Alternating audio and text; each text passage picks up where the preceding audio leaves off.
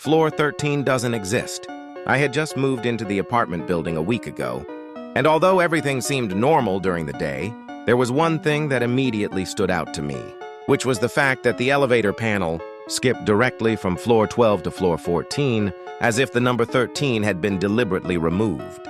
At first, I didn't think much of it because I knew some buildings avoided using that number for superstitious reasons. But one night, as I came home late, I noticed something that made me pause. When I stepped into the elevator and looked at the panel, the number 13 was there. The button wasn't lit. It wasn't labeled differently.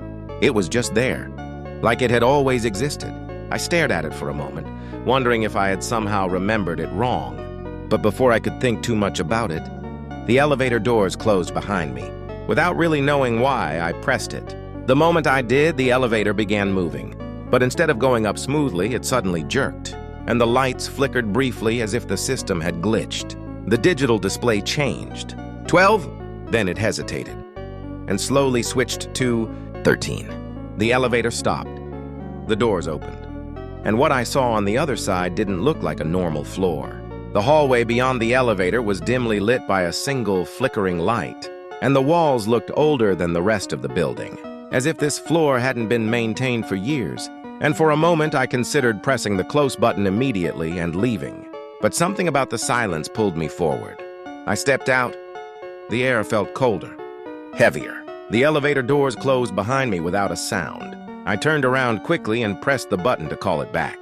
Nothing happened. The hallway stretched out in both directions, lined with identical apartment doors, all slightly worn and scratched, as if something had been dragged across them repeatedly. As I walked forward slowly, I noticed something strange about the doors. Each one had a number, but they didn't make sense. 101, 102, 103, 104. They weren't in order.